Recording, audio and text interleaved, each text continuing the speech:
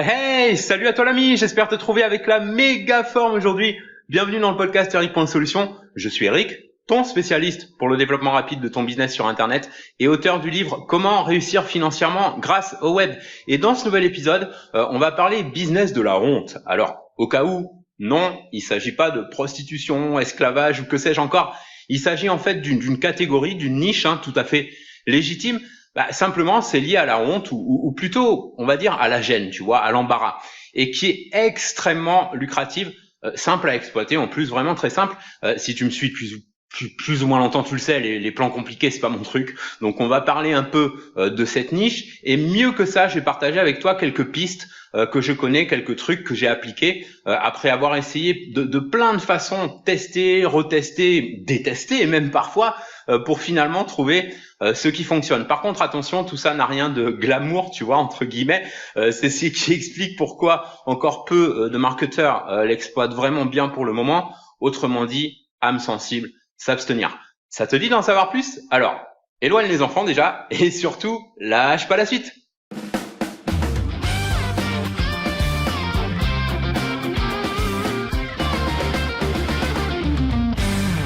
Salut à toi et bienvenue dans le podcast. Alors aujourd'hui, je voulais partager avec toi quelques pistes pour exploiter ce qu'on appelle les niches embarrassantes. Alors plus concrètement, tout ce qui a trait à des petits problèmes plutôt intimes, on va dire, plutôt tabous et pour lesquels les gens concernés recherchent désespérément des solutions, généralement dans les forums, beaucoup plus rarement sur les réseaux sociaux parce que du coup c'est pas vraiment anonyme, on va dire, par rapport au forum où on peut prendre un pseudo et se lâcher plus facilement pour poser ces questions.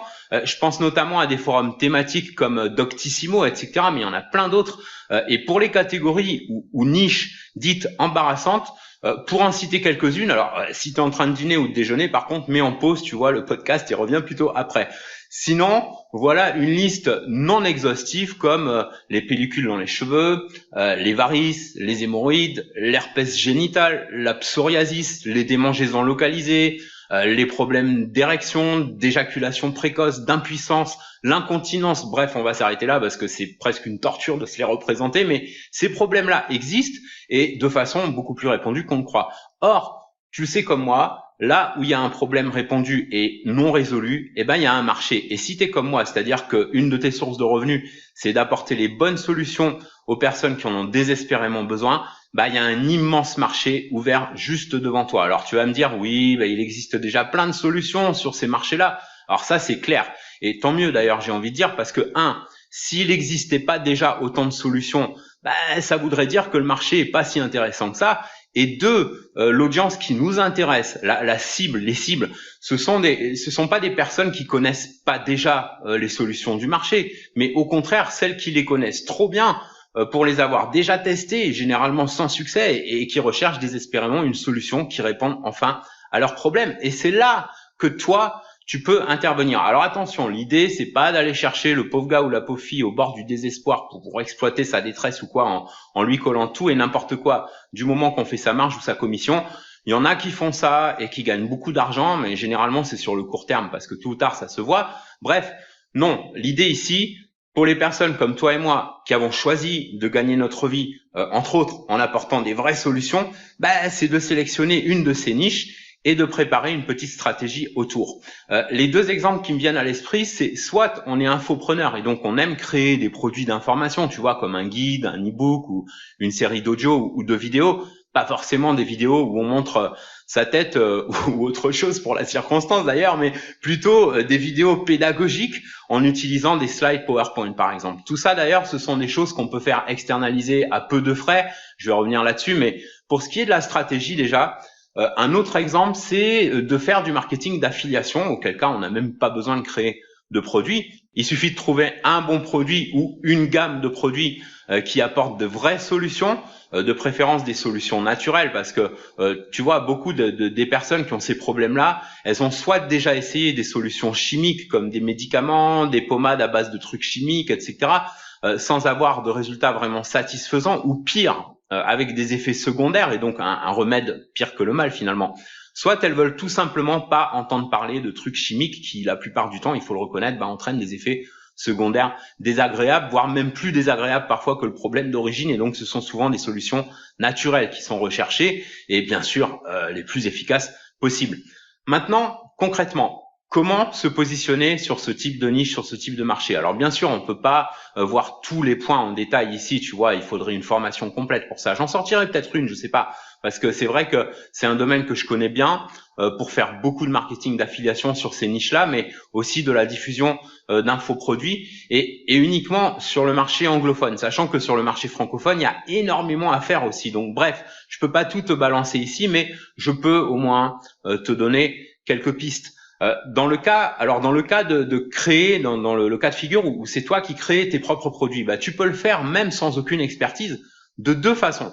Soit en mobilisant un peu du temps, en faisant des recherches sur Internet, non pas pour faire du copier-coller de contenu, on est d'accord bien sûr, mais pour avoir une trame qui va te servir de base pour créer tes propres contenus sous format e-book, audio ou vidéo. Donc, soit en faisant faire tout ça via des prestataires bon marché de type Fiverr ou 5euros.com qui peuvent te créer des contenus thématiques et dans les deux cas, il te faut prévoir de mettre en place un tunnel de vente avec une page de capture email en échange de conseils gratuits par exemple et une série d'emails que tu peux aussi déléguer si tu connais pas trop le copywriting.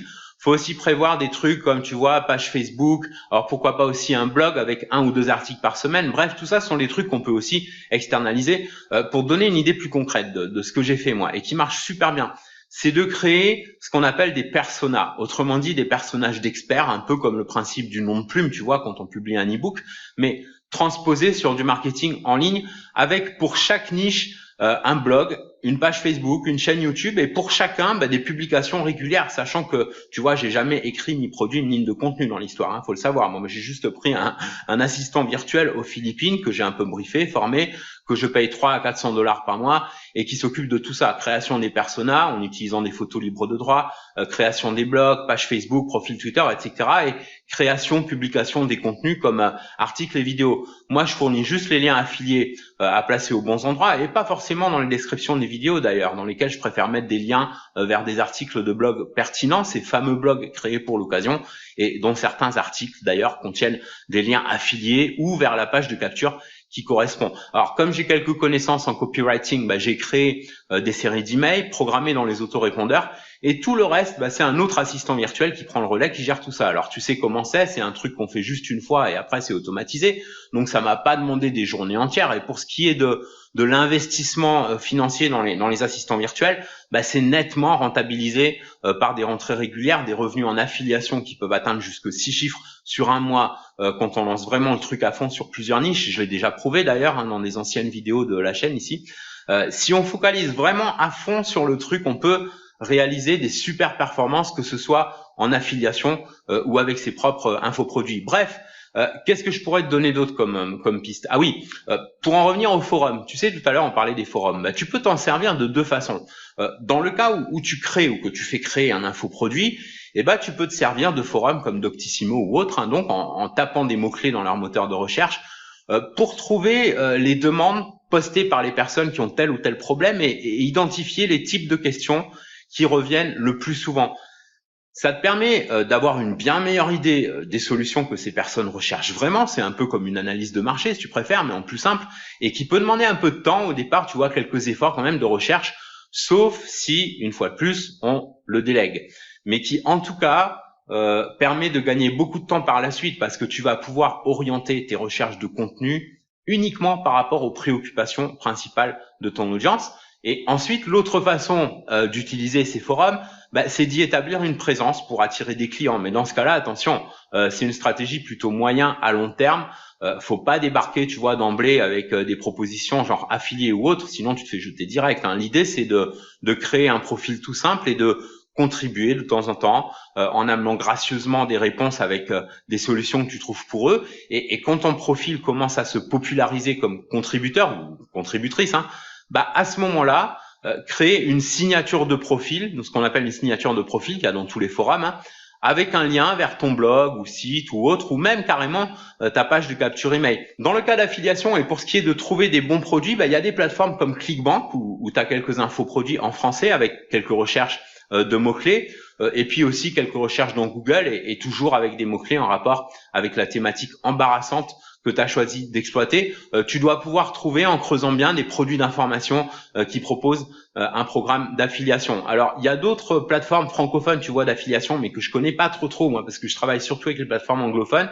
Il y a une autre plateforme aussi, mais c'est plutôt pour des produits, tu vois, c'est pas des produits d'information, mais des produits physiques qui sont envoyés, sur lesquels tu peux toucher une commission aussi, qui s'appelle Marketilf. Alors c'est une plateforme en anglais, alors je te le mettrai en description, c'est une plateforme en anglais, mais il y a des produits dedans avec des offres francophones, donc on peut moi j'utilise très régulièrement Marketilf. J'ai fait quelques petites vidéos là-dessus si tu regardes un peu sur la chaîne. Et puis bon, d'ailleurs, si toi tu as déjà quelques pistes sur des infoproduits ou autres avec des programmes d'affiliation, hésite surtout pas à les partager ici en commentaire. Par contre, de préférence, des produits de qualité, parce que il y a certaines, tu vois, les plateformes francophones, dont je vais pas citer le nom, mais où il y a vraiment à boire et à manger dedans, il doit y avoir 95% de n'importe quoi et 5% de qualité, donc c'est vraiment dur de travailler avec ça. Mais si toi, tu as quelques autres pistes, hésite surtout pas à les partager ici en commentaire, ça peut aider d'autres entrepreneurs qui cherchent à faire des revenus en affiliation.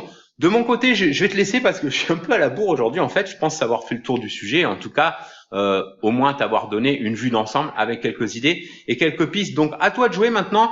Si l'idée t'inspire, d'ailleurs, tu peux commenter pour me dire ce que t'en penses. Est-ce que c'est un modèle que t'aimerais suivre? Est-ce que t'aimerais avoir plus d'infos sur la meilleure façon de lancer un business d'affiliation? Pas forcément dans ce type de niche, mais dans d'autres. Bref, ton avis m'intéresse et oui, j'allais oublier de te dire. Et là, je change complètement de sujet. Je viens juste de me coller à Instagram, donc il était temps quand même. Par contre, je suis pas encore très sûr de ce que je vais y publier par la suite. Pour le moment, je partage de temps en temps une micro-tranche de ma journée, une micro-tranche de vie, on va dire, en vidéo ou en image. Donc pour le moment, c'est plutôt du lifestyle, comme on dit. Après, je verrai si j'y partage aussi plus de contenu informatif. Et quoi qu'il en soit, si tu as toi-même un profil Instagram, alors je t'invite à aller voir et à t'abonner. Le lien, c'est simple, c'est eric.solution, solution avec un S à la fin toujours, /Instagram, eric.solution/Instagram. Retrouve-moi là-bas, ça me fera bien plaisir de t'y compter parmi mes abonnés. En attendant, merci pour avoir suivi ce podcast. Si cet épisode a pu t'inspirer d'une manière ou d'une autre, n'hésite pas à prendre 2 secondes pour liker et partager avec un max de tes amis et collègues entrepreneurs qui cherchent à lancer ou mieux développer leur business sur Internet de la façon la plus simple, la plus fun et la plus rentable possible. Je te kiffe. À très bientôt l'ami. On se retrouve dans le prochain épisode, dans la prochaine conférence ou dans les liens en description de ce podcast pour t'accompagner dans ton aventure d'entrepreneur solo. En attendant, prends bien soin de toi et fais une différence dans ton business et dans ta vie aujourd'hui.